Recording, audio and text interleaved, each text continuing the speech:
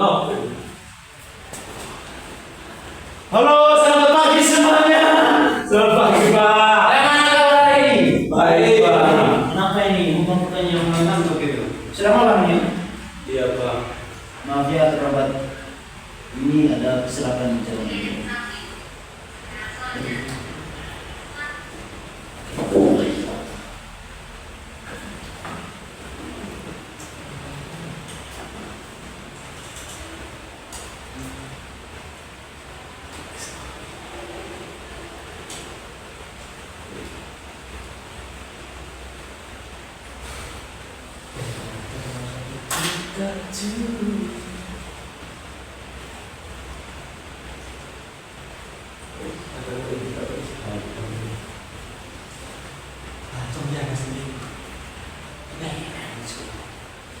Selamat pagi adik-adik.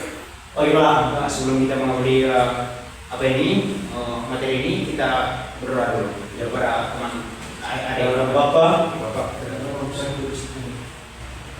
Bapak kami yang ada surga di belakang namamu dan dalam kerjaanmu, berilah kehendak-Mu menjadi seperti dalam surga. Berilah kami segala darimu dan apa masalah kami, sebagian pun kita usahakan kami dan yang sangat coba dan masukkan sekian. Terima kasih. Selamat pagi adik-adik. Hari ini kita akan masuki tema yang baru, yaitu gereja yang satu dan gereja sebagai persekutuan terbuka.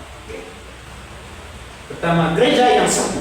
Gereja itu satu karena Roh Kudus yang mempersatukan para anggota jemaat satu sama lain dengan para kepala dan pimpinan jemaat, uskup, baik partikular maupun universal, paus yang berkedudukan di Vatikan. Jelas, mungkin ada yang tahu tentang ini juga. Yang kedua itu arti dan makna gereja yang satu. Menurut adik-adik, apa arti sebenarnya? Arti arti dan makna gereja yang satu. Menurut adik-adik bagaimana? Halo. gereja yang satu artinya ya karena bersatu dalam iman, pembaptisan, perayaan Ekaristi. Menurut kami,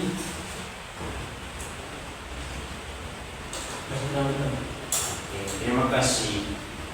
Arti dan makna gereja yang satu menurut Ensiklopedia Gereja yang dikatakan seperti Paul tadi itu, gereja adalah satu karena bersatu dalam iman, nah, pembaptisan, perayaan Ekaristi dan penampilan di seluruh dunia. Kesatuan ini harus dijaga dan dipelihara dalam semangat saling mengampuni dan juga menghormati. Gereja yang satu adalah gereja yang percaya akan kehendak Allah sebagaimana tertulis dalam kitab suci, yaitu bahwa orang-orang beriman kepada Kristus hendaknya berhimpun menjadi umat Allah.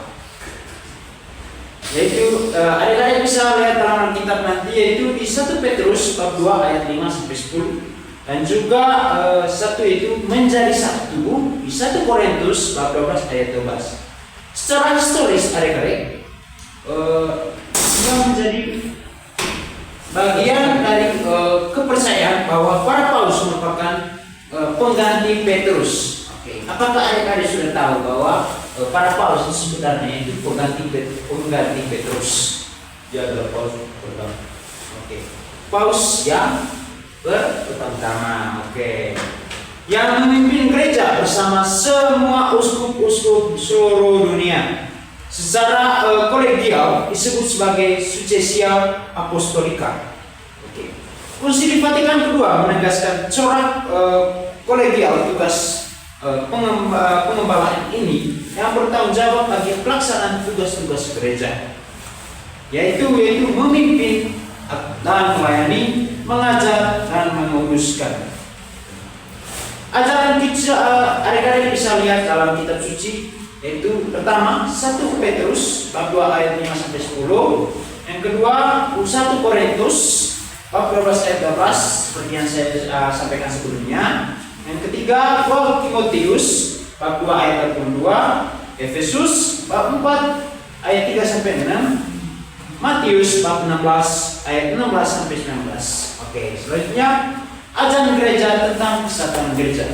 Di sini umat Katolik merupakan satu persekutuan dalam Roh Kudus. Persatuan umat turut mengusahakan persaudaraan, perdamaian dan cinta kasih serta perkembangan hidup manusia yang lebih layak. Kedua, semangat dan Roh Kudus, Roh Kristus adalah semangat dan roh cinta kasih harus menjadi pendorong seluruh jajaran umat untuk mengabdi kepada persatuan, kesatuan dan solidaritas bangsa. Ketiga, gereja itu ilahi, sekaligus apa ini sudah insani, berasal dari Yesus dan berkembang dalam sejarah. Menurut Katekismus Gereja Katolik menjelaskan bahwa gereja itu satu karena 3 alasan. Yang pertama, gereja itu satu menurut asalnya yang adalah Tritunggal Maha Kudus, yaitu kesatuan Allah Tunggal dalam 3 pribadi, yaitu Allah Bapa. baik. Yang kedua, gereja itu satu menurut pendirinya, yaitu siapa pendirinya? Petrus. Bukan, Yesus Kristus yang telah mendamaikan semua orang dengan Allah melalui darahnya di salib. Itu maksudnya. Yang ketiga itu gereja itu satu menurut jiwanya, yakni apa? Maksudnya gereja itu satu menurut jiwanya itu gimana? Roh Kudus. Adek, pintar sekali adek ini. Yang tinggal di hati umat beriman. Oke. Kesatuan gereja juga kelihatan nyata. Sebagai orang-orang Katolik, kita dipersatukan dalam pengakuan iman yang satu dan sama dalam perayaan ibadat bersama, terutama sakramen-sakramen. Dan struktur hierarkis berdasarkan suksesi apostolik yang dilestarikan dan dibariskan melalui tabisan suci.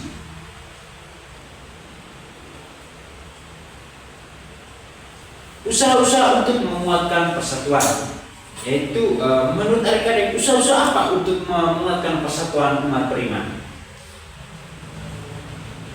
Aktif berpartisipasi dalam gereja. Oke, tapi tolong fokus. Apa itu? Usaha-usaha kita untuk bisa menguatkan persatuan. Oke, dengan yang dikatakan oleh teman saya tadi, aktif dalam kehidupan gereja yang dimana kita harus mengambil bagian dalam kegiatan liturgi atau dalam kehidupan gereja lainnya. Nah, terima kasih. Ya, saya lebih mempersilahkan tidak mengurangi apa yang dijawab oleh adik-adik. Yang pertama itu yang sudah disampaikan oleh adik Pahur, yaitu aktif berpartisipasi dalam kehidupan bergereja. Yang kedua, berusaha setia dan taat kepada persekutuan umat termasuk hierarki. Oke. Yang kedua itu usaha-usaha yang dapat digalakan untuk menguatkan persatuan antar gereja adalah sebagai berikut. Satu, lebih bersifat jujur dan terbuka kepada satu sama lain. Kedua, lebih melihat kesamaan daripada perbedaan. Yang ketiga, mengadakan berbagai kegiatan sosial dan peribadatan bersama.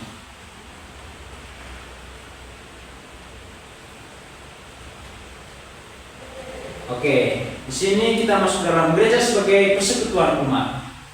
Model gereja sebagai persekutuan umat sangat menonjol dalam hal-hal berikut. Yang pertama, hidup persaudaraan karena iman yang harapan yang sama. Saudara, ini adalah persaudaraan kasih. Oke. Kedua, keikutsertaan semua umat dalam hidup gereja. Bukan saja hierarki dan biarawan dan biarawati yang harus aktif dalam hidup gereja, tapi seluruh umat. Mungkin hal apa yang adik-adik pernah lakukan dalam berpartisipasi untuk hidup dalam gereja? Mungkin hal apa?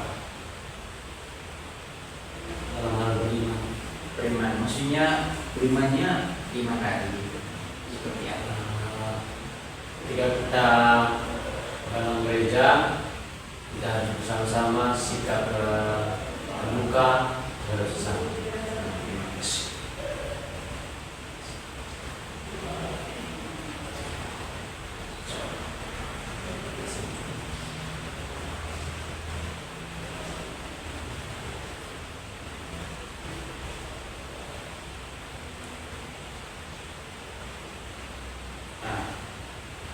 Sekarang kita masuk dalam gereja sebagai persekutuan umat dalam terang kitab suci. Dalam Kisah 4 ayat 13-37 tentang cara hidup jemaat perdana. Cara hidup jemaat perdana berupa kebersamaan dan menganggap semua adalah milik bersama, mengungkapkan persahabatan yang ideal pada waktu itu. Yang pokok dalam bahwa semua anggota jemaat kebutuhannya dan tidak seorang pun menyimpan kekayaan bagi dirinya sendiri, sementara yang lain berkurangan. Sikap dan cara hidup jemaat perdana dapat menjadi inspirasi hidup bagi kita sekarang ini. Semangat persaudaraan dalam kehidupan bersama ada hal yang paling penting dalam hidup bermasyarakat. Itu gereja sebagai persekutuan umat yang bersifat terbuka.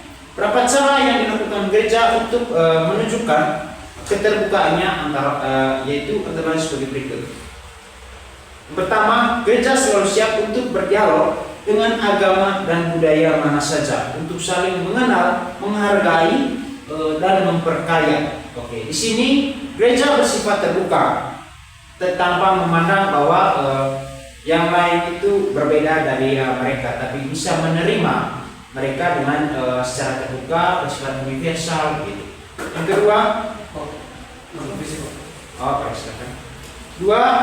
gereja membangun kerjasama dengan agama-agama lain. Ketiga, berpartisipasi secara aktif dan bekerjasama dengan siapa saja dalam membangun masyarakat yang adil, damai dan sejahtera. Oke adik-adik, itu saja materi yang kita akan jelaskan hari ini.